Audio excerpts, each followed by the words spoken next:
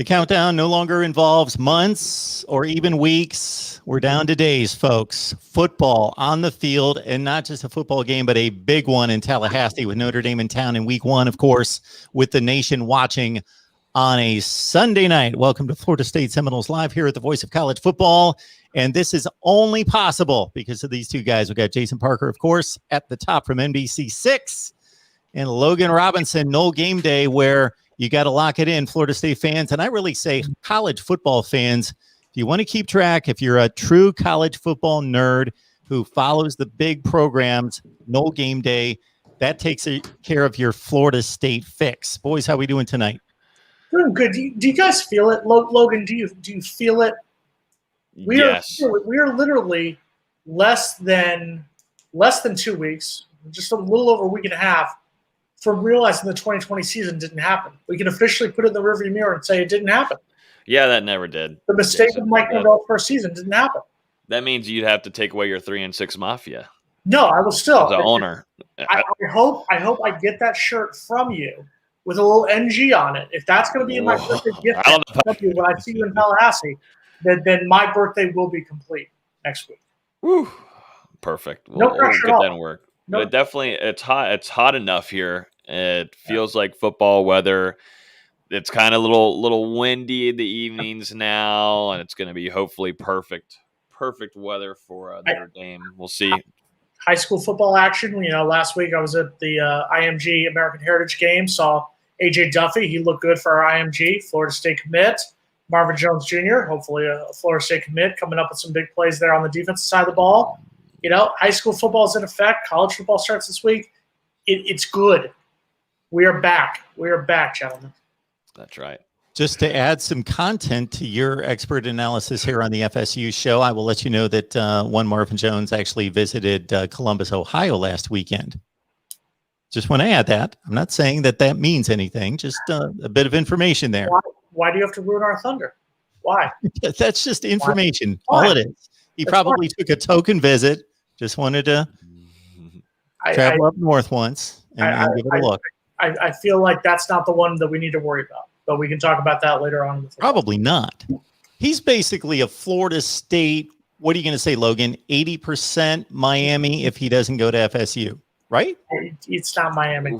For Marvin Jones Jr.? Yeah. Oh, it's not Miami. I think Marvin. I don't think Miami's that close with it. I think there's some other schools like an Alabama, Ohio State, Florida State kind of thing. But Miami's trying they're going to try their hardest, most certainly. But he did. I mean, his profile picture on Twitter, if it says anything during his Canes visit, but it seems like Miami's maybe not even in the top 3 at the moment. It's pretty much going to be either right now, if we were betting that, it's going to be between Florida State and Alabama. I think Florida State holds a slight lead, but Alabama's Alabama. You cannot deny what they are. Yeah. Money grubbing SEC dirtbag. Yeah. Oh my. Oh, went there. We went hard in the paint. Dang, we're already there with 5 minutes in, really. And just wait. If you think that was bad, wait till our hot take. When one of our ACC rivals, either Clemson or Miami, is going to get real pissed off at my hot take this week. Just mark that down. Guaranteed. Logan, what do you think? My take on Jason's hot takes is that overall they're kind of lukewarm. Like you will legitimately give us a hot take. At least I consider a hot take 1 week, then the next week's little light, and then back to another hot take. And so this might be the tiebreaker for the off-season hot take agenda from Jason. We need a bomb. Yeah. I will even admit that sometimes you can't always bring your A game. It's like with Logan. Sometimes he brings his A game. Sometimes he gives you a little tease, a little morsel on here, and then he makes you pay money. That's right. Site, and then it's a hot mess over there. But tonight I guarantee a hot take this. My life may be threatened by one fan base after tonight's hot take. And talking about exchanging money, of course, Jason and I have a couple of little friendly wagers based on a couple of his hot takes that I pounced on, and we will see. I don't have Venmo, so I'm gonna ask for cash. If you want to do it in singles, just go ahead. It'll make it easier. Do you use those singles frequently? Don't worry about it. Okay. Let's talk. Okay. All right, folks, you know the drill. Comments, questions, debate topics, anything you'd like to bring to the live chat. And yes, I'm going to pump it right now, even though it's not on the schedule, but we desperately want to see Jason square off with Cam Underwood from State of the U, 2001 Miami versus 2013 Florida State. And it's really an off-season topic. Did not want to do this in season. It's an any day of the week topic. And I know. Cam, I will say that Cam Underwood and I have done shows before. Cam Underwood was a very good guy, UM grad, very, very knowledgeable on his subject. I'm going to call him out. I think he's scared. I think he's scared to admit that the 2013 Seminoles are better than the 2001 Canes. It's close, man. But I think he's scared at this rate. Prove me wrong, Cam. Invite me out. I will even go on his show. I will come into his house and debate the topic with him. Now back to Florida State in 2021. Logan, since we last talked, camp updates, what's hit you? What's important? Of course, a couple dismissals from the team. Yeah. It's an interesting time. You know, you're just only less than 2 weeks away from kickoff, Jason, against Notre Dame, but you lose Brandon Moore, who, you know, was getting, I think, a good amount of reps and practice. And, you know, I'm just wondering if it's more personal reasons than anything that he's going through. You know, he also had a pretty nasty leg injury too. So maybe he, you know, that's health reasons or such, but he's going to be entering into the transfer portal. And then the one that broke out today was Josh Griffiths, who announced that he just about 10 minutes ago said he'll be leaving Florida State and entering the transfer portal. They're both guys weren't going to be vital and even maybe a first or second string aspect of this team moving forward. You know, there's a lot of, I think, you know, rumors of why these guys are leaving and such, but I think it's strictly to football than anything else. I know there's a lot of rumors out there, but from what I've been told, it's strictly football reasoning. And, you know, it's just the way of the road. It's just kind of how it goes and football. And like I said, it's not a vital and devastating loss for Florida State. And that's just kind of how it goes sometimes. My question, I mean, I think Griffiths was a football move because you could clearly see between the other defensive ends who got brought in, other defensive linemen who got brought in, he was just falling down on that depth chart. I guess my question to you, Logan, would be just looking at last year on that defensive side of the ball. Here's the points given up against FBS opponents. 16, 52, 42, 28, 48, 41, 38, 35. If you include all 9 opponents, including Jacksonville State, they averaged giving up 36 points a game last season. My concern would be, and I'll ask you this, is there not any concern to you losing 2 defensive guys who, yes, they may not have been in the starting lineup against Notre Dame, but with the way the rotation's going to go, with the way as bad as our defense was last season, anyone could play. Is there any concern at all to losing 2 defensive guys a week and a half before the opener? No. I mean, for depth reasons, maybe Griffiths there. I'm not so worried about the DB room than anything. I kind of know who you got your first team with Keir Thomas. You've also have Jermaine Johnson. I think those are your first tier guys. Second string McLendon. And I'm missing, who am I thinking here? I'm missing, you also got Fuller there too. I'm missing someone else. I can't even get, Cushney, the most recent defensive end addition to Florida State and Adam Fuller's defense. So, depth-wise on the third string, maybe, but you know, this seems to be strictly only in football. It doesn't seem like there was something in relationship problems there. It just seemed like it was strictly, you know, how much playing time I'm getting there. And, you know, we'll see if there's anything else that comes out of it. But I think Florida State will be fine. These are 2 guys that we weren't expecting to see a lot from this upcoming year. I thought Griffiths did have a nice spring. Got to see him in person. He played well. I thought he improved a little bit, but it just seems like he kind of found where he was being placed heading into the season. You know, they're starting Notre Dame prep. They're just a few days into this. And, you know, I think they're kind of seeing where the depth chart is, you know, that those puzzle pieces are fitting in. So best of luck to both of them, though. Best of luck. Where do you think they end up going? I mean, Moore coming in from UCF. He's out. Griffiths being from closer to the Gainesville area. Do you think they stay in state? What are you hearing on the, and I'm going to use this word, and I'm sorry I'm going to use this word. What are you hearing on the Discord? Damn day. Yeah, I said it, Mark. I said it. You knew he was going to get it over with. What do you Jason broke the ice tonight on Discord. Oh, yeah. Logan, so you can say it as many times as you want because Jason started it. I did. I brought it up. There we go. What are you hearing for them? Right now, I think Brandon Moore situation, I think for him is did he look and see, I'm playing now, I haven't played in a while, I played and I'm not really with it. I can't compete on this caliber. Do I have to go to another team that is maybe not so prominent like a Florida State and try to get a better chance in an early rotation? Don't know if that's going to happen there for him or not, or if he just says, that I tried it, might not be transferred, I might be done with football. And then for Josh Griffiths, I think he's going to try to find somewhere that he's Louisville was really close there. He was committed there once. Does that door open back up for him? There's a possibility there, or I don't think he's going to go down to Gainesville. I don't think that's happening, but we'll see what happens. I think he'll stay in the Southeast somewhere. But either way, either place where he goes, he's going to want to find himself getting into an early rotation. So I think Florida State will be fine. They'll live. I mean, I assume we're going to live. I don't think we're going to cancel the game because we just lost two guys. No. I feel like you're underselling it. Don't worry. I'm not thinking either one was going to be in the starting lineup. I just feel like with that defense, as somebody who watched them giving up 52 points to Miami, 41 points to Pitt, there's a legitimate concern. So yeah. But I also saw them score 31 points against North Carolina. So thank you. Shout out to Joshua Kane for that pick six. Pick six central. Otherwise, we would have been the 2-7 mafia. And Logan, we can confirm from the scrimmage that Mackenzie Milton did not play.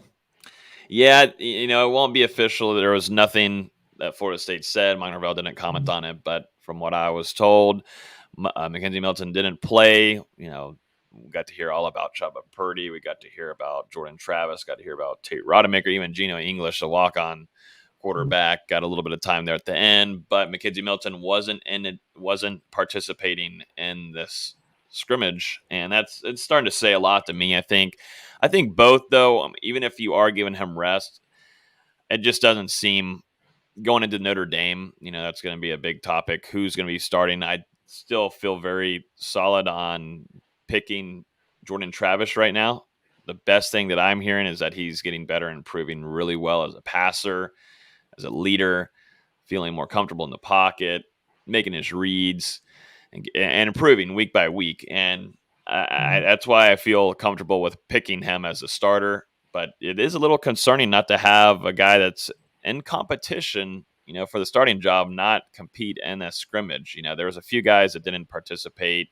Norvell talked about it. There was some starters, some of the guys on the O-line that need a little bit of rest, and have some load management. But still, Mackenzie Milton not in the second scrimmage. It's interesting to me. So, are you going to call it? I think right now the fans with Mark Rogers TV, the voice of college football, the no game day fans, the fans of NBC6 who don't know who you are, but they will know who you are someday.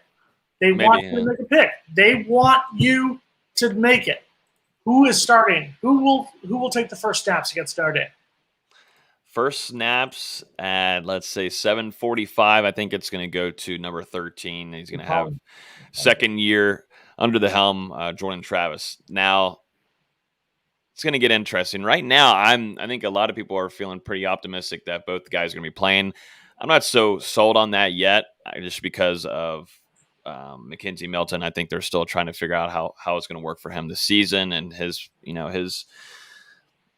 game plan, because if you're going to have both quarterbacks out there, you got to have a game plan on offense under Coach Dillingham and Norvell. How are you going to work that if you don't know if Mackenzie Milton's really ready to go? Like, you can't set up a whole game plan for Notre Dame and moving forward throughout the season. So going into this, before we were starting to see some things of Mackenzie Milton missing these practices, I was like, boom, you're going to see Mackenzie Milton and Jordan Travis. And I know there's some people, commenting about, Mackenzie Milton, he's getting rest. This is a good thing. That means he's a starter. Now, not whatsoever. He just arrived. I don't think a lot of people understand, as a quarterback, you need, as a newcomer, he needs to get as much playing time as there can be possible. Not only just learning the assignments, but let's look at his health and his leg. I mean, the more kind of situations he can go through is a better chance for him to stay, moving smoother throughout the football season. So I'm still feel really solid about Jordan Travis being the starter, and it's really good to see his improvements from what we're hearing. It's a great sign. Well, I would love it for it to be Jordan Travis. Well, I'm a huge Jordan Travis fan. I agree with you. I think watching his footage, seeing what's going on, he's gotten a lot better as a passer. I just don't see how I'm not saying he does not play at all in the game at quarterback. I'm not saying he doesn't get substantial playing time at some point. I just cannot see McKenzie Milton not being the first quarterback taking snaps for Florida State. I just think after all the offseason hype, after all the PR around it, I think McKenzie Milton is the starter. I also have to say one thing. Now, do I agree with Mark Rogers, the voice of college football and everything? No. Do I agree with him on most things? No. Am I upset with him that he brought up the fact that Marvin Jones went to Columbus, Ohio? Yeah, that hurts a little bit. But guys, his name is Mark Rogers, not Mike Rogers. Well, I was thinking that was my alter ego. My alter ego hates Florida State, which the good portion of that means that though I love Florida State. Right. Mark, me, loves Florida State. My alter ego, Mike, hates Florida State. Well, we'll get Mike offset. We don't need Mike. We don't need that kind of smoke. I didn't bring him up. DF. Had to bring him up. Good. So I'll go with it. So I'm gonna say McKenzie, you're going. Yep. You're going. Perfect. So we'll see what happens on September 5th. Wow. Am I really great? Or next Sunday. It's weird to say that, but next Sunday we can how are finally you say gonna that. sneak the gift bag for me for my birthday? I think we'll have to toss it over the section over to you. Well, we're 5 sections apart, so that's a long throw for you. No, I got an arm. Cool, so I got a strong arm. I can toss it. Yeah, but you're gonna be intoxicated. That's the problem. That might be even better. I might throw better. Okay, good problem. I might hit Nancy a little bit, but it's okay. Everybody will be having a good time. They'll be riled up anyways. Oh, cool. I'm surprised, Jason, that you still, with all this evidence, are convinced that McKenzie Milton is going to start against Notre Dame. I think that it's going to be the Everett Golston story all over again. I think there was an argument that Sean McGuire was a better quarterback than Everett Golston, but Everett Golston was going to get the starting job because of the hype that surrounded his transfer into the program. I think McKenzie Milton, with the hype surrounding him, when you look on, we talk about it in all the preseason magazines, he's the picture. He's the guy who everyone's talking about. Is he McKenzie going to be, even the most biased Florida State person is saying, McKenzie Milton's going to be the savior of the program. We all know that's not true, but that's what we're hearing. I just don't see how you can. Now, I think if he struggles quickly, I do think that Mike Norvell, Kenny Dillingham will be quick to pull the trigger on a change. And it also would not shock me if Jordan Travis was the starter. That being said, I think he goes with him to start things off. I think it's going to be McKenzie Milton. Oh, football. Okay, Richard. I disagreed with your stuff when you were attacking COVID and attacking vaccines, but that's a political thing. That's a difference. But then when you're talking about football played on skates, this is mid-off-season stuff. Richard, like you said, there's a game next weekend. We saved that for like March. Let's save that for like basketball season. Let's save that. Richard, you're drunk. Move on. We got to get close. The most interesting comment I've seen. I'm searching for questions for anything to latch onto. The most interesting one that's legitimate football related would be that Mike Norvell spoke to the Touchdown Club, and I guess that was pretty rousing speech he gave, and one of our viewers apparently has it on audio, but of course we don't. So he's a very great, very good speaker. He's not Bobby Bowden level, but he's a very good speaker. The interview he did with us was very good. And you know what he's going to say. Now he just needs to perform on the field. He's a great public speaker. He's so far as a 3-6 coach in Tallahassee. There's no denying that. So he's better than 3-6. That's all. Oh God. I expect them to be better this year. And if I'm right, neither one of you are going to be happy, but I still think that they're going to be, I'm not going to say much improved. I'll say significantly improved this year. I think here's my question to you, and I'm going to present this to you, Logan. Especially where I'm down here in South Florida, there's a lot of media down here who legitimately thinks Florida State's going to have another losing season. Cam Underwood does not think we will win more than 5 games. Manny Navarro from The Athletic, former Miami Herald writer, another typical Miami fan who couldn't get into the school. He thinks Florida State will go 4-8 this season. There's a lot of people who legitimately think that Florida State will be bad this season. So, Logan, I will ask you this question. You're going to say that I'm the negative Nancy out of the group. Are you mentally prepared for the idea that Florida State could have another bad season? Or are you just completely bought in that Florida State will be light years better this season? I think the strength of the schedule is not easy. That's the number one thing. It's not going to be easy whatsoever. I need to see improvements on a lot of things, and mainly it's the mentality. I want to see a team being played. I want to see leaders kind of show out. I don't think we're going to see a fall off on that unless something dramatic would have to happen. You'd have to see maybe you don't have two quarterbacks at the helm. Something's going on health wise. I think right now Florida State is in a really good spot. Continuity is really building right now across this whole team. The players, staff have all been talking about it. You're able to see it at the practices when the reporters are there. There's a bonding that's happening, and it's going to take a little bit longer too to continue. And there's a big difference between an off season and during a season. You're going to have, you could practice, and that can be good times. But whenever you have a loss, how's that going to work for you whenever you're getting ready for practice the next day? Is that kind of vibe with somebody building those relationships? Is that going to continue, or is that going to fall off because you're just kind of done? You're done with it. The season's over. You lost, and that could happen against Notre Dame. If they lose, what does that kind of do for the attitude on this team? And I think this team is still very, very young. It is, it's one of the youngest in the country.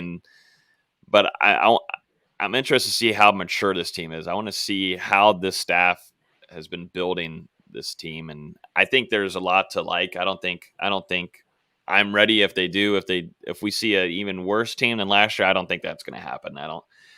The record is not going to be easy. Like I said, it's one of the hardest schedules once again that Florida State is going to have to go to. I'm calling this a first year for Mike Norvell, and getting a true year as a coach. He didn't have a spring last year whatsoever. Going through a pandemic.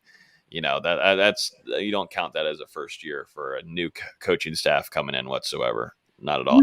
He went 3-6. Own it. If I had to own Willie Taggart going 9-12, you have to own Mike Norvell going. Well, and he did, and he didn't have and he had a spring. He had all the time. 3-6. Just you own it. Yes, it's on his record. He has to own it. Yes, absolutely. Every coach in the country, regardless of whether they were at that program for 20 years, like Kirk Ferentz at Iowa, or their first year, like Mike Norvell. There is something called understanding a situation, putting it into context. He could not meet with his football team the entire offseason. Mark, I know. First of all, the fact that Mark just got riled up is the greatest birthday gift I could ever get, number one in my life. That's a great early birthday gift. He inherited the worst Florida State roster in like 40-some years. Mark, I understand what you're saying. What my comment was about Logan over there, the FSU Twitter himself over there, saying that he does not count last season. You have to count last season. Yeah, it counts. You have to count last season. Own it. We're counting it, but I'm not counting as a coach. I'm not looking at what he did at Memphis, and then he comes here at FSU. Already has a locker room that's one of the worst locker rooms in the country. And you have to have COVID-19. You're having to do everything over Zoom. You're having to do workouts. You're doing dumbbell workouts. You're having to send weights to people to do some bicep curls. I don't see, and he tried his hardest to be as organized as he could, but now I would love to, if there's anything we can criticize him on after a game and see what happens. And boom, he's had a full off season. He's had a spring. He's got some of his players coming in now. Mm-hmm. I want to see if that, and then I'll start really dialing in. Last year there's some ups and downs too, but before the gentleman to my left loses his mind with whatever he's going to say, I see it. I see the brain The brain is just moving right there. That's what I'm going to say. The Notre Dame game is not the most important game because we all pretty much know Florida State is more than likely, barring a great game, barring an upset, Florida State is going to lose the opener to Notre Dame. Florida State will beat Jacksonville State in the second game. I'm comfortable enough saying Florida State will enter the Wake Forest game 1-1. That's why I've said months ago, and I will say it again right now. The Wake Forest game is the most important game on the schedule. Florida State has the athletes to beat Wake Forest. Florida State has the talent to beat Wake Forest. Florida State's mentally over the last 4 seasons, the mental hurdles have kept them from being able to beat teams like Wake Forest. If Florida State really wants to show that they have turned this around, if Florida State really wants to show they are ready to get back to the Florida State program we grew up watching, we were in school watching, that's what they need to do. Win the games you're supposed to win. Beat Wake Forest. Beat Louisville here on the 25th. Beat Syracuse on October 2nd. Go into that North Carolina game at best 4-1. If that happens, you could start to say Florida State is starting to turn the corner. If Florida State goes into that North Carolina game 2-3, maybe 3-2, I'd probably say 2-3. If they go into that North Carolina game with a losing record, we are in deep you know what. Florida State has to go into that North Carolina game with a winning record. 3-2 or better, minimum. Yeah. All right. One more time, Jason. One more time. I'm going to say this very briefly. You're a new head football coach. Uh-huh. You inherit a roster that has some talent, a roster that's like a mid-level ACC if we're just evaluating talent. It's not a vintage, regular, normal Florida State roster. It's arguably the worst Florida State roster since Bobby Bowden stepped on campus. I'm not, once again, Mark, I'm not arguing with anything you've said. I'm not arguing with that coach Mark had to then install a new offense, new defense with a new coaching staff, new coordinators, and all that, and do that from hundreds of miles away over the internet. Mark, I'm not attacking Mike Norvell. I get that my past comments on Mike Norvell would get both of you fired up because you guys are the Norvell defenders. I get it. I understand it. That comment was not for you, Mark. That comment was for Noel Game Day's Discord leader over there, Logan Robinson, the 6th-year senior at Florida State. Wait, you're 6th year or 5th year? 4. This is my second and a half year at. I apologize. The second and a half Discord leader at Florida State, Logan Robinson, who said that last year didn't count. That's all I was saying was own it, move on, because you have to own last season so that this year when we're a 7-5 team, as I have projected, I have no shame saying that we will be 7-5 this season, it'll be an amazing turnaround.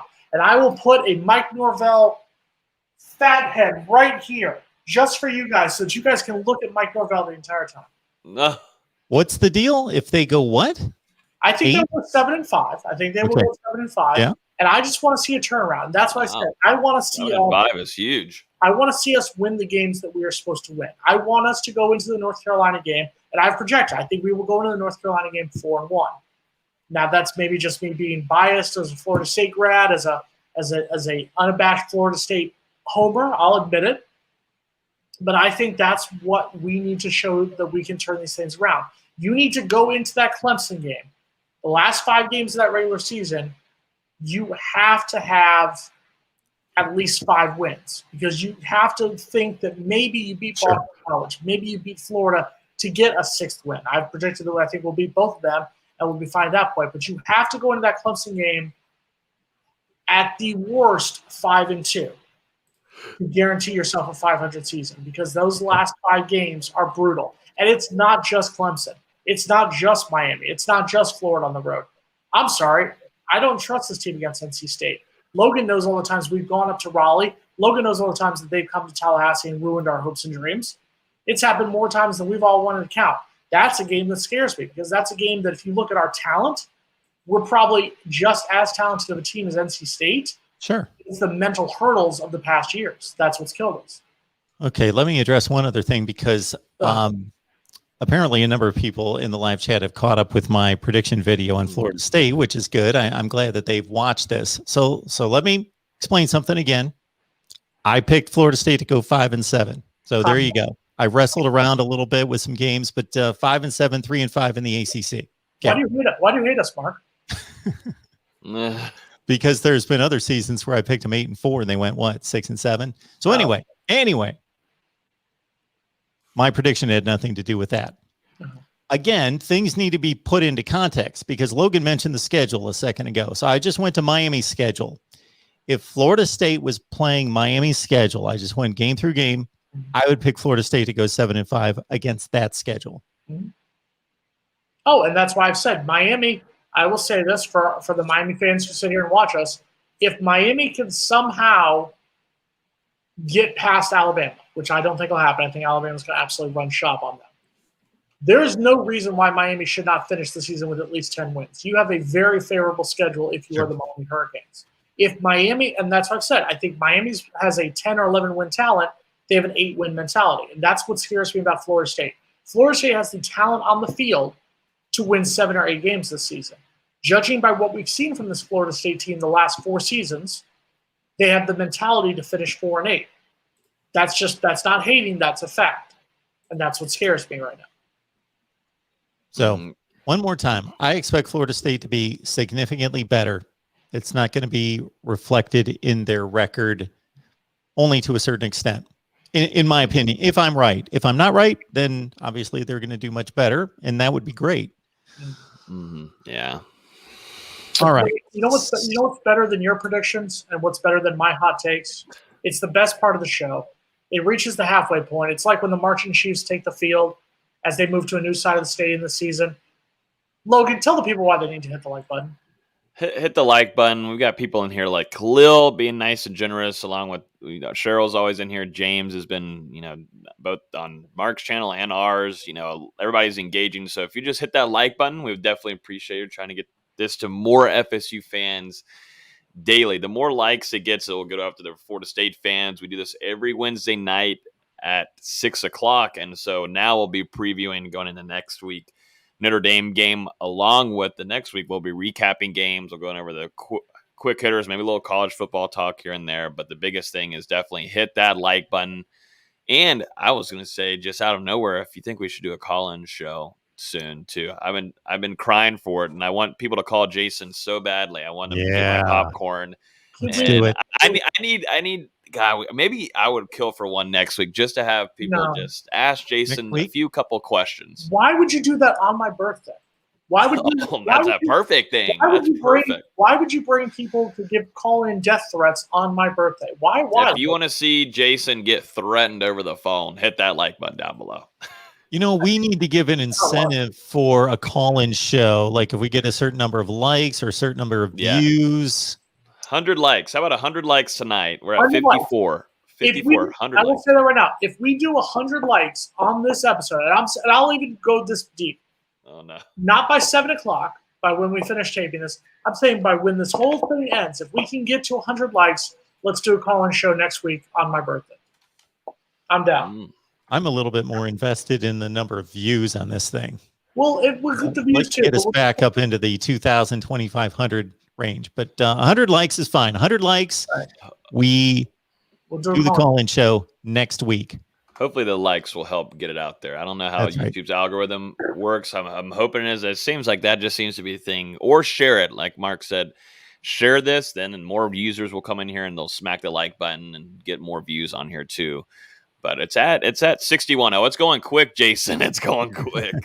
Good. It is going quick. The more likes, the better. Thank you, Khalil Young, for your 1999 donation. We appreciate it. Absolutely. And Jason, since this is not necessarily football related, this is more, the uniforms. I will back off on this one. You tee up Logan, and you and Logan can address the uniforms. I'm the opposite of Tarif Knockout, who made a big deal out of the color of the numbers. Who acted like that's the reason why. Yeah, okay. Let's see how that turned out last season. I'm old school. I wish we would go back to the old helmets. The old look, but honestly, just win. I don't care. Just win. Just if we come out all garnet, just win. But yes, I think we do need to do something for Bobby. Whether it's the patch. I saw the soccer team put the patches on their jersey. I don't know if they're going to put something on the field, but something needs to be done to honor Bobby. I wouldn't be shocked whatsoever if they have something both on field and Doak along, definitely they'll have stuff on either helmets or jersey. I definitely think it will be helmets, but there's going to be a lot of throughout the whole season. I think there's going to be a lot of recognition towards Bobby Bowden, as it should be. I mean, that's how it is always, anyways. It's Tallahassee absolutely loves the man, and that support is going to be wild for Miss Ann and the rest of the Bowden family on September 5th. And it's not on, throughout the season, like I just said, there's going to be a lot of pay and respect for the man that built that stadium. That stadium was built by Bowden. But Florida State, I don't think they're going to do anything with the uniforms for a while. I think winning is definitely the goal in mind. I know Monterville is doing some other things on the side. That's good, and it's going to help recruiting a little bit. But I don't see any any throwback uniforms coming.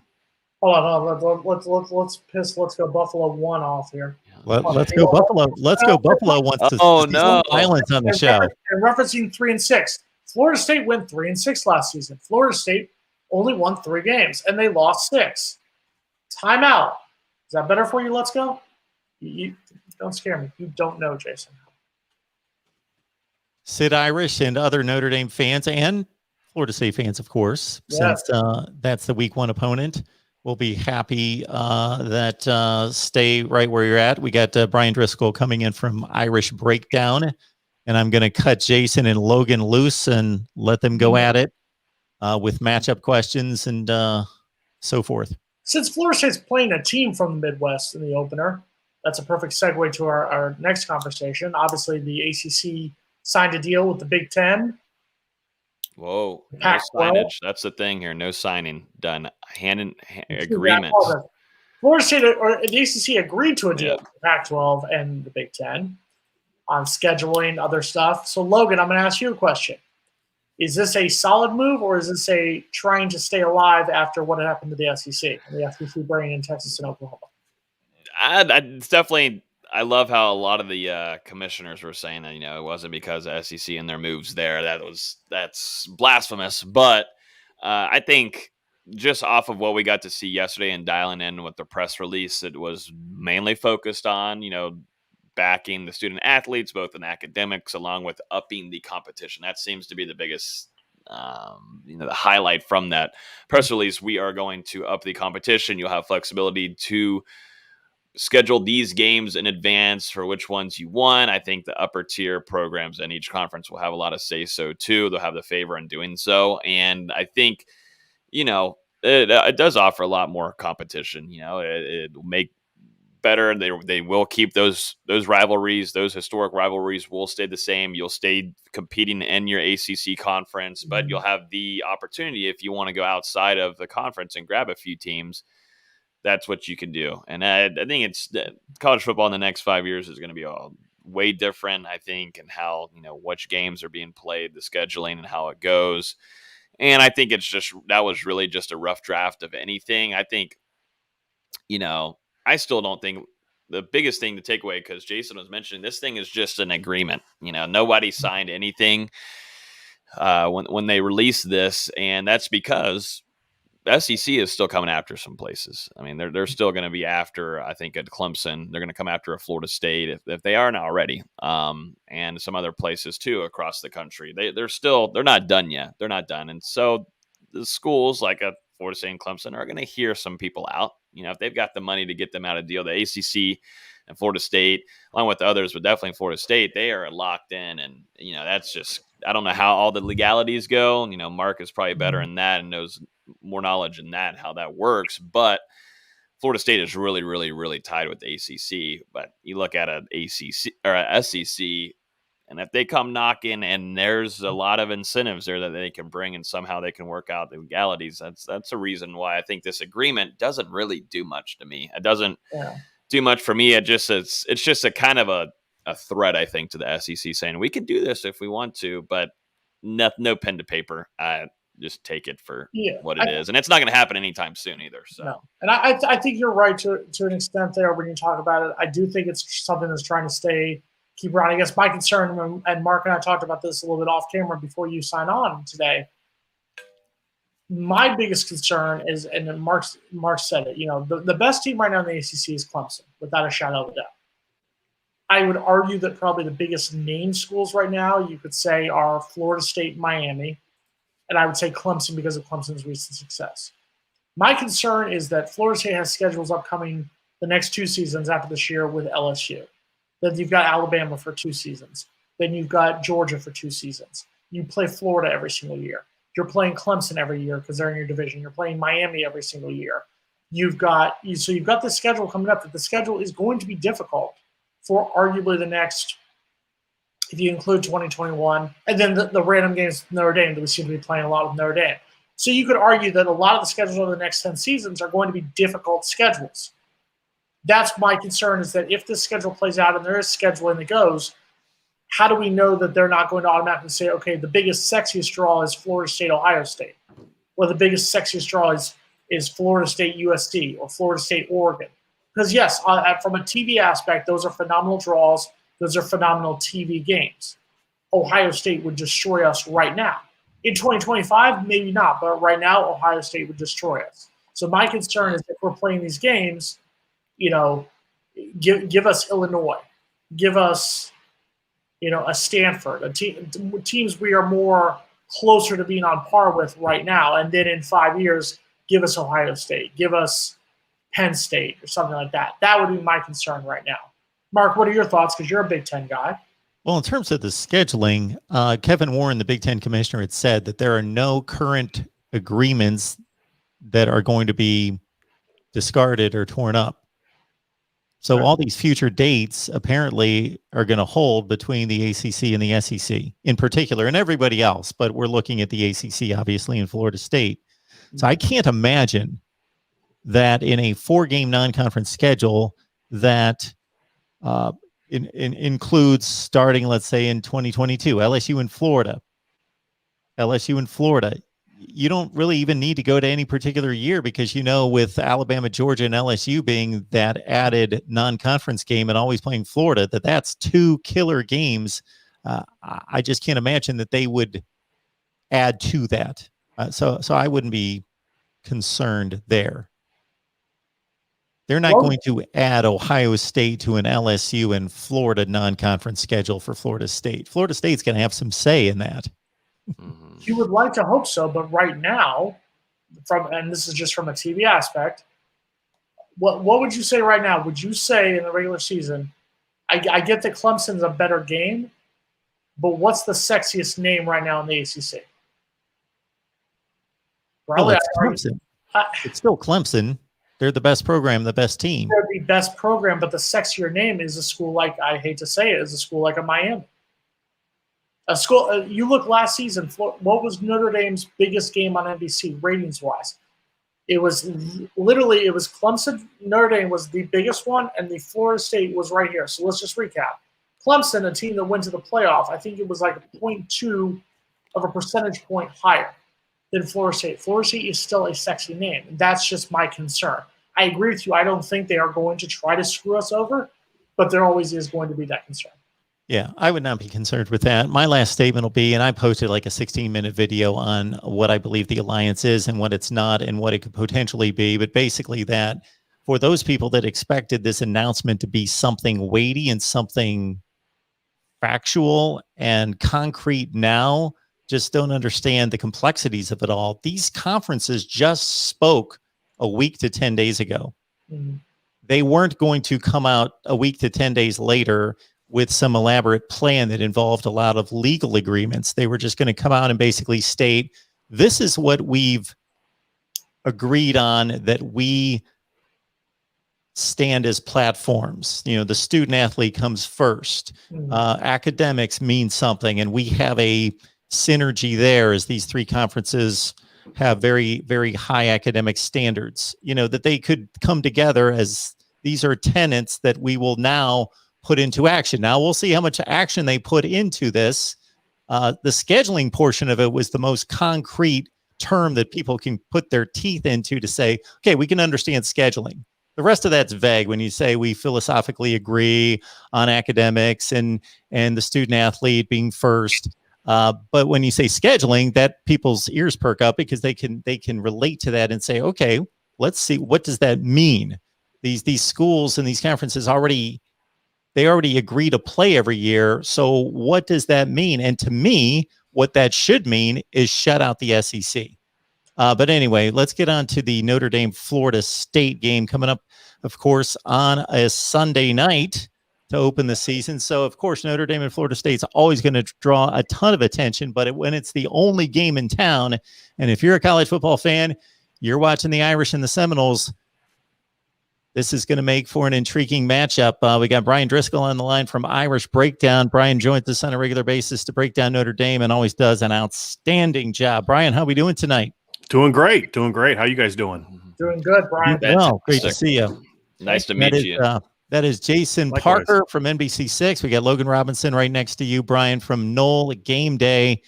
They are the reason we've been able to do this show 121 consecutive weeks. So I'm going to cut them loose. Do not blame us for this. Do not blame us. And we're going to let you guys chop it up when it comes to Florida State Notre Dame. Brian, thank you for joining us, man. We appreciate you taking some time out 10 days away from the biggest game so far for our season. Mm-hmm. But looking at Notre Dame, for example, Notre Dame last season, great regular season, came into the ACC, ran shop in the ACC, then had those 2 losses, both in the ACC title game and then the playoff against Alabama. What is Notre Dame's mindset right now as a team after the way last season ended? Where does Brian Kelly have that team's mindset right now? Surprisingly confident. I think, and the reason why is, obviously Notre Dame's season did not end the way they wanted, but these 2 games were different than some of the past games, like against Ohio State and Alabama back in 2012, and even really Clemson 2018, where you're in a situation, and I'm more thinking the Clemson game more so than the Alabama game, because I think Alabama last year just they were the team that was just better than everybody else. But Notre Dame didn't necessarily get embarrassed in those games from the standpoint of, hey, they did their best and they still weren't even competitive. They didn't play well. They missed opportunities to be effective in those games. And I think when you can look back in the film and say, hey, look, we had opportunities we didn't take advantage of. We're a team that needs to take advantage of those. As a coach, as a player, those are things you look at and say, hey, you know what? That's in our hands, right? Whereas when you watch the Alabama film in 2012, you watch that film, you're saying, yep, they were just way better than we were. There's nothing you can do about it. And I think that's why this team is so confident, because they realize, hey, we're a lot closer than we have been in the past. Now it's time to kick down that door, make the necessary changes as a program that we need to make on and off the field to take that next step. Now, will they do it? Don't know. But this is a program that is confident that they can do it. And of course, this game will be their first big opportunity to do that. And one of the changes that was made is obviously the starting quarterback for Notre Dame when they come to Tallahassee, October 5th, Jack Cohen from Wisconsin. What went behind the decision? What does he bring to the table that the other quarterbacks didn't, that gave Brian Kelly the confidence and said, yes, I want you to be the starting quarterback against the Seminoles? Experience and efficiency. I think that's the thing. And I think Jack has a little bit more aggressiveness. I think sometimes when people watch film of a player at a previous school, they say, well, they ran that offense because of his ability, as opposed to knowing what Wisconsin is and saying, no, they ran that offense because they're Wisconsin. That's what they do. And so I think some people have a view of Jack Cohen that he's this, low percentage, manage the game kind of guy. And Notre Dame has confidence he's more than that. Again, will he be? We'll have to find out. We'll start finding out on September 5th, but that's the confidence level they have. We've heard from the minute he got on campus that the coaches, they were surprised by his athleticism because he never ran at Wisconsin. They were surprised by his arm strength because he only threw 32 balls in 14 games in 2019. He only threw 34 balls that went 20 yards past the line of scrimmage. That's not a lot. But he was very effective when he did make those throws. And so, Notre Dame is going to have a more aggressive offense this year. They've got a lot of athletic weapons, and I think when people look at last season, Notre Dame went into that season thinking they were going to have Kevin Austin and Braden Lindsey as their sort of 2 big play weapons. They both got hurt in camp. Well, actually, Kevin Austin got hurt right before camp started. And so they had to kind of shift gears and be more ball control and those type of things. And so I think they're hoping that they're going to be able to get back to the offense they wanted to be last year, which is spread the field, get the ball outside, take some shots, and then, of course, soften the middle of the defense up so you can then run the football between the tackles. And Jack Cohen is the trigger man that they think can be a great decision maker and get the ball where it needs to go. Guy completed 69.6% of his passes in 2019. The last quarterback to come within 5 percentage points of that, which, as you guys know, in completion percentage is a pretty big difference, was a guy named Russell Wilson, who was like about 72. So, his success at Wisconsin was significantly better than any quarterback that came before him up until, obviously, Russell Wilson back in 2011. Mm-hmm. Brian, I was going to ask you, there's a lot of Florida State fans in here, over 100, and just to kind of get a feel for Notre Dame a little bit and maybe some optimistic things for Florida State, what do you think is Notre Dame's weakness going into this game against Florida State? Is there a certain position group? We just talked about Cone, but this is going to be a packed crowd. Doak Campbell Stadium is going to be riled up. We got a full stadium finally. What would be Florida State? What is Mike Norvell, going to take advantage of with Notre Dame, and maybe what's one of their weaknesses? I think two things that if I'm Florida State, I'm looking to attack. Number one is I'm trying to get Jermaine Johnson and the ends matched up against Notre Dame's tackles. Josh Lugg is going to be starting a right tackle. He started 5 games of right tackle in 2019. He was more of an interior guy last year. Hasn't proven that he can be that top-level tackle like we've seen at Notre Dame the last several years with multiple first- and second-round picks and All-Americans. And then they're starting left tackles, a 5-star recruit, Blake Fisher, true, 6'6", 335, all these great talent. Everybody I know that talks to him, sees him, hey, he's a future top 10 pick, but he's still a true freshman who's never played a college football game, and his first game is going to be at Doak Campbell. So if I'm them, I'm saying, hey, we're going to get Jermaine Johnson. We're going to find out what this young buck can do. That's the first thing I'm going to do, because if Notre Dame has the athleticism advantage on the perimeter and the experience advantage that I believe they have, the greatest neutralizer to that is not letting Jack Cone get into rhythm. And that's the first thing I would do, is try to attack off the edge and do some pressures to get that Notre Dame offensive line, which is, again, 4 new starters. No matter how talented they are, you guys know this, when you have new stars in the offensive line, it can take some time for them to gel and get on the same page and make sure the communication's there and they're picking up twists and stunts and those type of things. If I'm Florida State, I'm going to stun them. I'm going to run twists. I'm going to run pressures. I'm going to bring my linebackers up the middle and say, hey, we're not going to let Jack Cone get time to pick apart our defense, which is also coming together with a bunch of new guys in the secondary and line, in places like that. So I think that's an area where Florida State's going to have to do. And it's kind of like a lot like the Miami game was in 2017. What the mistake Notre Dame made that game was letting Miami stay in that game early and that crowd to get more and more into it and become more and more of a factor.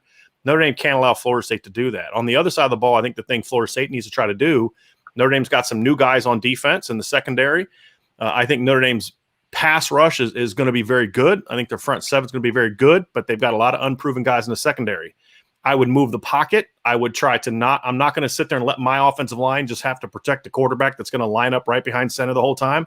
I'm going to move the pocket. I'm going to get, whether it's Jordan Travis or Mackenzie Milton, out of the pocket, give them time, and then take some shots down the field. Make Notre Dame have to cover longer.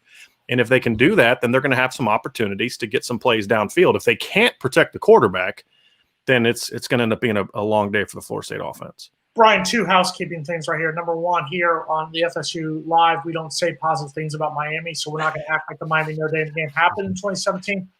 Hey, I'm fine with that. I mean, you guys know how that game went. I'm all for pretending that game never happened. I lived down here. I was at that game. It was disgusting watching those teams play. It's probably Bowden Field. We don't acknowledge the other game of that stadium. It'll always be by Bowden Field. So just how can you move there on that one?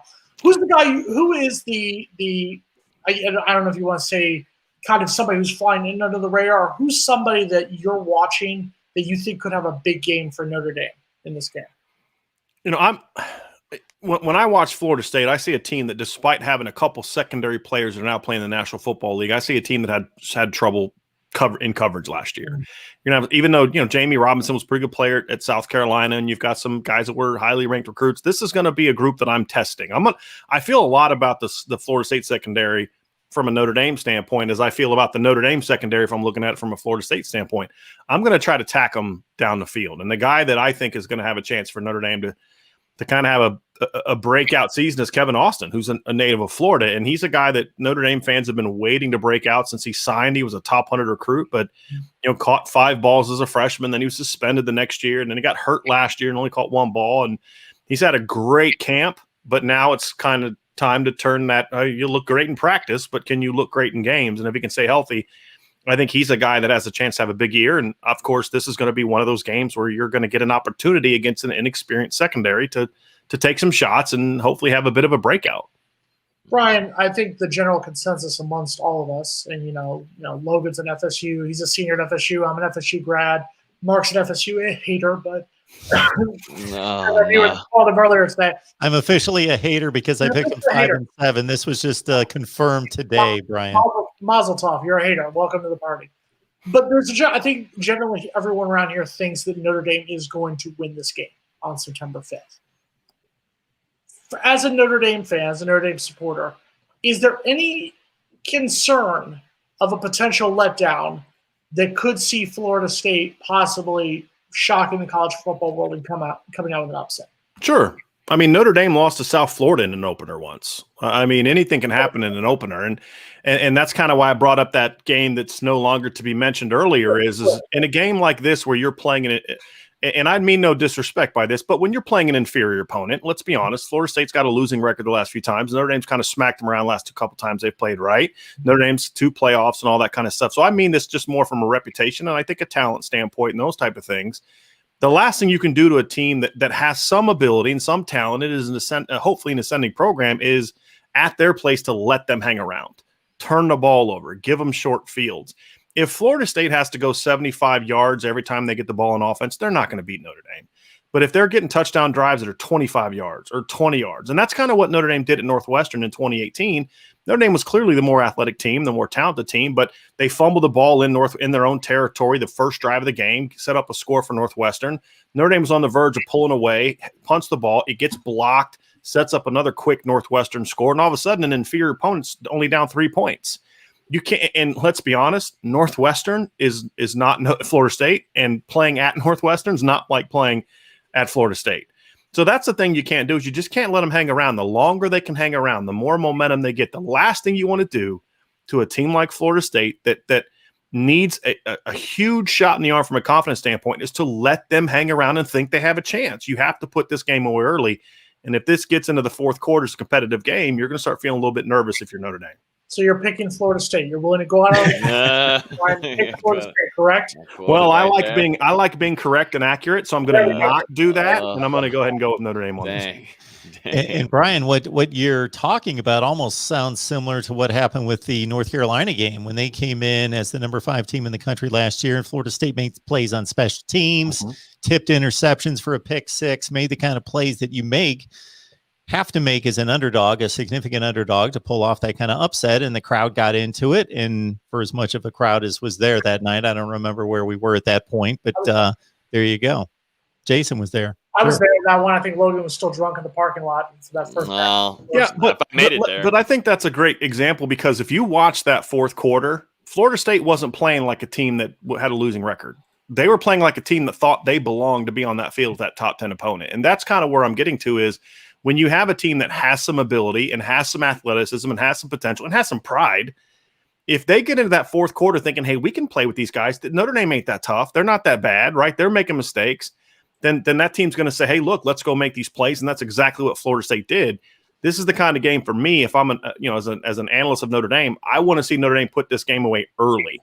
I do not want to let this become a 4-quarter game. And if it becomes a 4-quarter game, being on the road, it can get a little bit dicey. And I'll say this: the last time Notre Dame played, the last 2 times Notre Dame played Florida State in 2018, Florida State quit.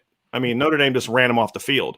Notre Dame beat them last year soundly, but that was a Florida State team that did not lay down for Notre Dame. They battled Notre Dame, and that's the difference between what. And I've said this about this game on my show.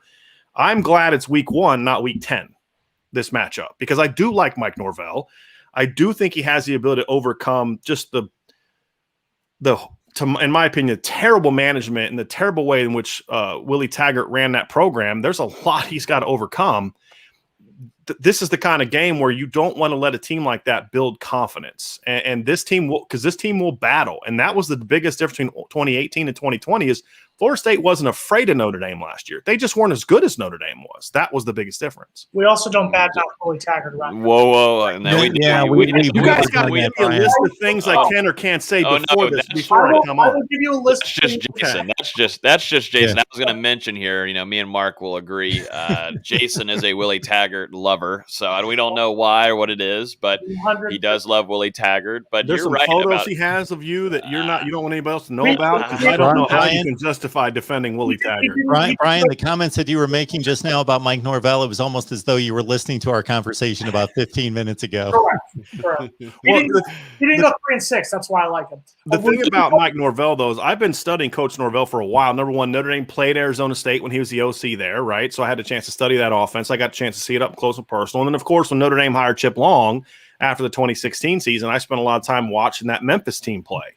So I've been following him for a while. And look, any guy that's, gonna, when he's a player, is going to get the cornrows like Mike Norvell did and those type of things. I think he's a good football coach. And if he can change the culture of this program, that's going to be the biggest key. And then, of course, right now they're recruiting really well, but it's a culture change. That's what Brian Kelly had to do when he replaced Charlie Weiss. And honestly, that's what Brian Kelly had to do to his own program after 2016. It required a culture change. Mm-hmm. And I think he's doing that. I thought last year's team was far more competitive and tough. I think he was willing to put his foot down and get rid of some guys that may have been talented but needed to go. And it's going to take some time because he inherited a mess. It's going to take some time. So I'm glad Notre Dame's getting him in week 1 and again not in week 10 or the season opener next year. Although Notre Dame starts Ohio State next year, so maybe I might want to take that game now. And I feel more to me. I feel comfortable with Florida State starting off against Notre Dame like this because I think if Milton is healthy, that's just going to be the interesting thing there because they're going to run.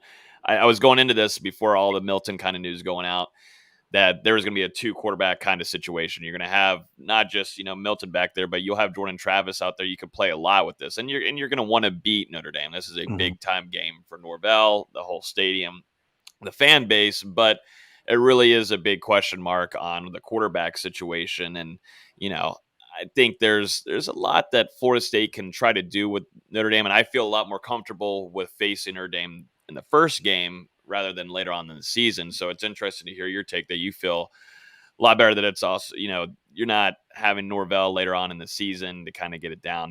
It's a team that's still growing, like you just said, and the locker room had to be changed. The culture was really rotting. It was rotting, and a lot of changes have been made. There's still changes going on as we speak as of today, but there's just some things that he had to do, and there were some very talented guys. If you think about it, you had Tamarion Terry, you had Marvin Wilson. Tamarion Terry, who played very well against Notre Dame, and you look back a few months later, both Marvin Wilson and Tamarion Terry, the two big-time talents there, not even drafted, undrafted one's not even, one's participating and playing with the Cleveland Browns. One of them's, dealing with some stuff off the field. The whole thing with that transition from Willie Taggart to Mike Norvell, it's going to still take, I think, a whole nother year. But, Brian, essentially just giving you a heads up since you're new here with our Florida State Live. Basically, Mike Norvell can do no wrong to Logan. Mike Norvell is like his BFF. I think they have lunch together. They go out in Lake Ella. They have these lovely picnics together. I think that's what's going on there. Here's my question for you. If I'm going to hitch my wagon to either Willie Taggart or Mike Norvell, I'm sorry, I'm going with Mike Norvell. Willie Taggart never went 3-6, but here's my question for you. Oh my gosh, don't. Getting back to our topics here. He inherited the worst Florida State roster in 40-some years. During a pandemic, but I'm not. That's just a waste of time. Logan, excuse me. I was speaking to our guest here, Brian from Irish. Was it Irish Illustrated? Irish Breakdown. Irish Breakdown. I apologize. Irish Breakdown. After this game, Notre Dame they go to Wisconsin, or I believe that's in Green Bay, or is that? It's going to be in Chicago. Oh, it's in Chicago. Okay, so they go to Chicago. They go to Virginia Tech. They have USC at home. Is this the toughest road game, or are you concerned maybe about that Virginia Tech game? Where is your mindset as a Notre Dame supporter? I think the game that concerns me the most is the Virginia Tech game for a couple reasons. First of all, I think the Virginia Tech road game experience is overrated. We were there in 2018, and it's not the atmosphere that they make it out to be on ESPN. And shocker that ESPN misanalyzes certain things. That's a big shocker.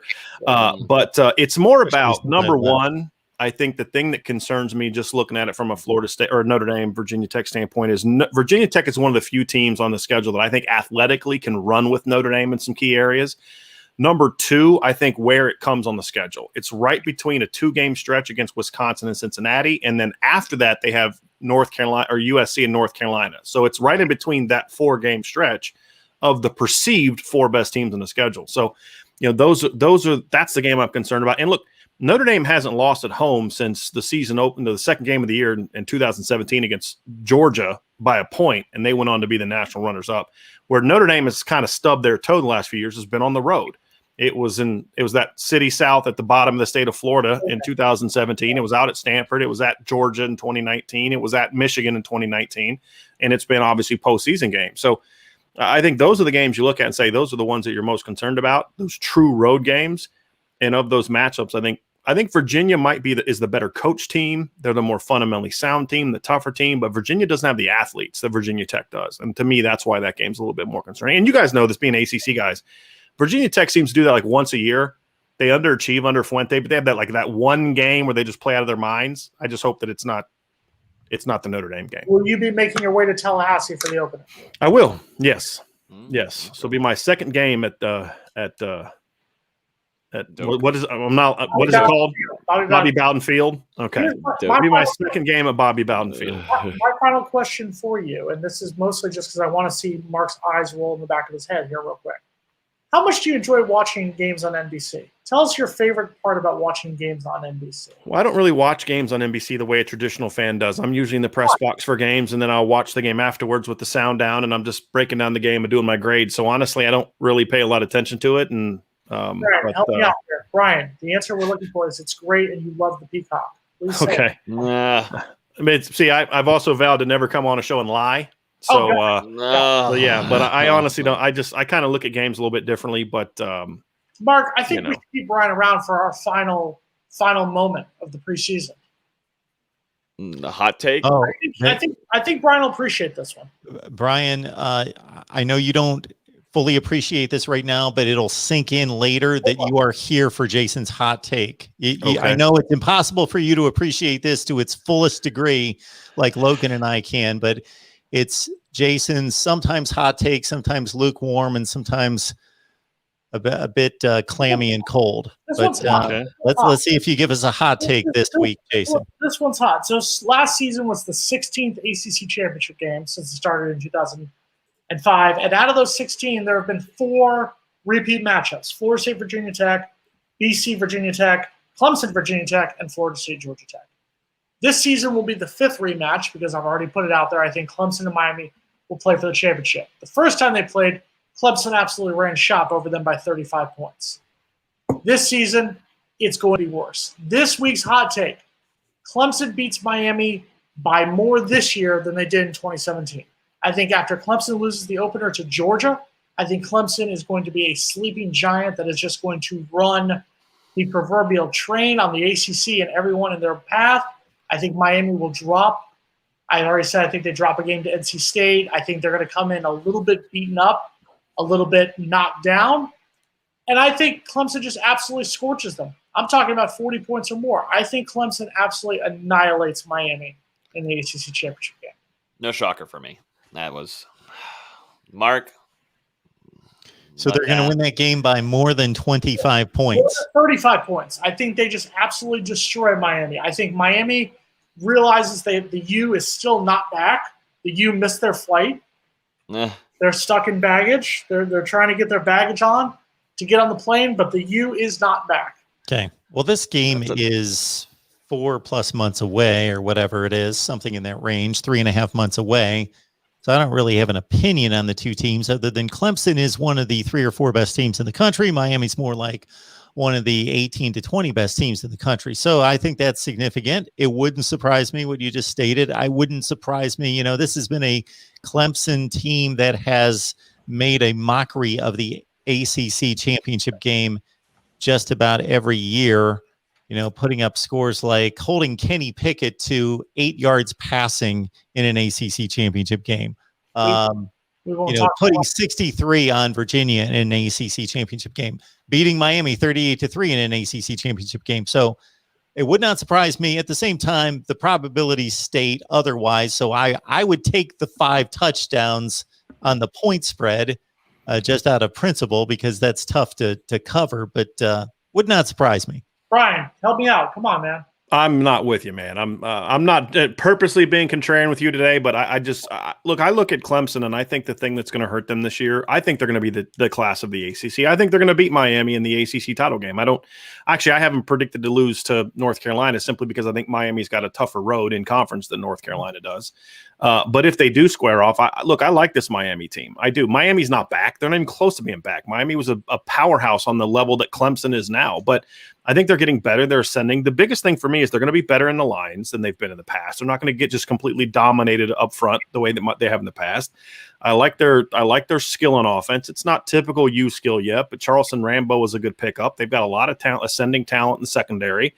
And I think they were, to me, the North Carolina game was standing last year. I think Miami was a more competitive, tougher team and just a better coach team than they've been in the past. So I think it'll be a little bit more competitive game. And I think the thing that hurts Clemson is twofold. Number one is their offensive line was garbage last year. I mean, don't see it being much better this year. They're not that tough, hard-nosed, well-coached unit they've been for a number of years. That's why Notre Dame was able to beat them in the regular season, because what they didn't have in the regular season that they had in the postseason was a mobile quarterback who could put the team on his shoulders when the offensive line was breaking down. You get Trevor Lawrence in the second game, and all of a sudden they're running the football. He's not there the first game, and they can't run the football because you have DJ is a phenomenal talent, but he's a pocket passer in a system that requires a mobile quarterback, in my opinion. And I think that's going to hurt them at times this season. Now, they're still going to be a great team, but as opposed to being 1 or 2, I see them being more 6 or 7 when it's all said and done. I predicted Clemson. I think they lose the opener to Georgia. I think Georgia's going to beat them in the opener in Charlotte. I just think that Clemson, you look at that schedule, I don't see them losing another game. I don't see them stumbling. I think they'll dominate the ACC, but it's more about I don't see them just running rough. I think Clemson's come down a little bit. Miami's come up a little bit. I think Clemson will win. It'll probably be convincingly, but I don't see a rout that'll be worse than it was a couple years ago. My argument against Miami is Miami has the talent. And I said this earlier in the show, and I'm going to say it one more time. I think FSU fans are going to get tired of us talking about Miami. That's fine, but we make fun of them all the time because we're going to talk about them losing. These hot takes aren't even FSU related. I thought we'd have some hot takes related to FSU, but so now it gets Miami again. Never. They were never. It was a hot take last year that Tennessee was going to win the SEC East. So he's all over the map. Somebody predicted that Tennessee was going to win the SEC last year? In my defense, I was a drunk last year. Okay. All right. No, you weren't drinking. Okay. In my defense, I was a drunk last year. I haven't had drinks since November 28th, but we'll move on from that for a second. My thing with Miami is Miami has the talent to win 10 or 11 games. They don't have that mental capability. This is a team that over the last 4 seasons has lost to a Florida State team in 2016 they had no business losing to. Losing to FIU, losing to Duke multiple years in a row, losing to Pitt in 2017 when they were the number 2 team in the country. Miami is a lot of the same ways I would say about Florida State. They need to win the games they are supposed to win. Miami is going to lose a stupid game. I predict they lose to NC State. Are they a better team than NC State? Yes. But they have not proven yet they have the mental capability to win all those games they are supposed to win. That's what I think is going to hurt Miami. I think Miami's going to come in way too cocky into Charlotte in that first week of December, and I think Clemson's going to just – I was going to say pimp slap them, but I'll say it. Pimp slap them around up in Charlotte. Yeah, I don't see it. I think last year was an example of Miami showing that they had more tough. And it may seem like a silly example, but I remember talking about this even in the UAB game at the beginning. Miami jumps out. UAB has a couple drives. They run the ball right down Miami's throat. They got this nice, long, physical drive. And that's the kind of game in the past where you kind of see Miami start to finger point and kind of collapse. And they came right back the next drive, took it right back down UAB's throat and did it. And they did that multiple times. You look at how they were able to go on the road against NC State and make the plays in the fourth quarter on the road against a decent NC State team and get the win. That's a game Miami loses in the past. Now, the North Carolina game kind of shattered a lot of the goodwill that Miami built last year. But, they look what they did to Florida State last year. They didn't they didn't play poorly that game. They came out and handled their business. They went on the road against Louisville and didn't handle their business, though they beat Virginia. They beat Virginia Tech on the road. I mean, so I think they handled their business last year, and they improved as a program. They're not back by any stretch, but they've certainly improved as a program. Last year's game did not happen. It didn't happen. Well, yeah, if you're going to consistently pretend that things that prove your point incorrect didn't happen, then of course you're going to come to the conclusion that you're coming to. Didn't happen. No, we didn't lose 2-10. No, not at all. This is what we have to deal with every week, Brian. No, we didn't lose 52-10 at all. No, didn't happen. But then that means that Monroe didn't go 3-6, right? Okay, so then can we then pretend that the North Carolina game didn't happen, and we can say that they went 7-1 in the regular season? This gentleman down here who was crip walking when we beat North Carolina, talking about how Florida State was back, Florida State was back, Florida State was back. I predicted them to lose the next week. Because that team wasn't ready for that winning experience, and they were going to be hoo-ha, and they lost. Logan, be better than Mark. Stop interrupting, please. Be better than Mark. This gentleman down here was talking about how great we were when we beat North Carolina. I said North Carolina was an overrated team. I don't think they were a top 5 team. They were only a top 5 team because it was a pandemic year, and several teams hadn't even started playing yet. That's why North Carolina was a number 5 team. And Florida State, if you remember, what was the score in the second half? How much did North Carolina outscore us in the second half of that one? I believe it was 21-0. Logan? I don't remember. I believe it was. Be careful with isolating scoring differentials per quarter or half. That you got to put into context. If Joshua Kando doesn't have a pick 6, we lose to North Carolina. Okay, Brian. When will you make your prediction? And that will be, I assume, released there on Irish Breakdown Podcast. Yeah, that'll be on Saturday. We're going to kind of go through and have our season prediction. I'm going to give a season prediction for Notre Dame. I won't give my actual Notre Dame Florida State score prediction until the Thursday before the game. So, but hey, that's kind of like saying Notre Dame outscored Alabama in the fourth quarter last year. So clearly Notre Dame was, playing better in the fourth quarter. Come on. Fourth quarter champions of the road. Congratulations, man. Okay. Brian, we appreciate you joining us. That's all right. It's good to I have don't even know what you hearing. just said, Jason. It is good to have selective hearing.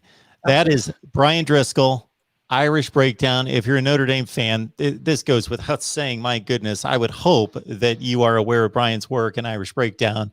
It's phenomenal. But beyond that, if you just want to understand and track and follow the elite programs, the elite brands, then follow Brian and Irish Breakdown right here on YouTube. And your audio podcasts are available on all the various platforms, correct? Yes, sir. Excellent. Yep. Brian, thank you so much for joining us. Yep. Thanks for having me on, guys. Have a good night. Thank you, Brian. Nice meeting you. Appreciate it. All right, another Florida State Seminoles Lives in the books, 121, and then we do a little breakdown on Notre Dame further next week. Did we get to the number? How many likes? Get to the number? Exactly. I believe at triple digits. I do not have it called up myself here. I see 100 right now. I think you're just seeing things. I might, but I think you may be getting some calls next week, and we've got a good amount of people on tonight. That's the most people we've had in a while. He is right, Jason. We're at 100. So we're doing a call show next week. We're at 101 to be exact. And we're doing a call-in show next week. Call-in show, baby. Oh my goodness! It's perfect timing too, right before the season begins. And please don't be shy. Please don't be shy. Make sure you call, and we want to hear from our most listeners. Our most engaging ones. At least I hope somebody says happy birthday. That's all I'm asking. I just have to make sure I get this technically worked out so it makes sense. I got to figure this out. And remember, guys, we can't have certain language here with Mark Rogers TV. How I'm going to take calls. Jason, this is covered. We take calls all the time here, so we're good. But you got to drop button, ladies and gentlemen. Deal with it all the time. I deal with it all the time. Believe me. I'm just trying to figure out how you guys are going to hear the calls and how we're going to, I don't know. Well, we may need to do a little test before, okay, to figure out the best way to do it. Okay. Sounds like a plan. All right. Good Works stuff. For me. Logan Robinson, Knoll Game Day. Man, you get the Discord at Patreon for what? $2.99 a month? That's like nothing. That's a dime a day. I know. Just $2.99 a month. Getting ready for the season. We'll be going inside Doak Campbell Stadium. We'll do a bat cave, and we'll go jump into a voice channel, and we'll be giving you updates while we're in the stadium through my voice. Who's warming up? Who's taking first team snaps? That will be crucial. So make sure you guys are in there for that. And yeah, I think that's practically it. We'll have a show tonight with Roberto Aguayo, 2013 national champion. So that will be, I think, a really good one. And he's got a lot of stuff that he's working on too. So excited to have him on. And then, just trying to survive. I think everybody that covers college football knows how crazy it is. And this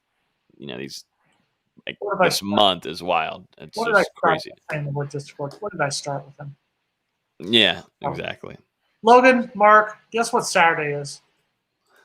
to college football. First day College of football. season. Yes. Thank God. We've got some college football to watch. You need it. We do.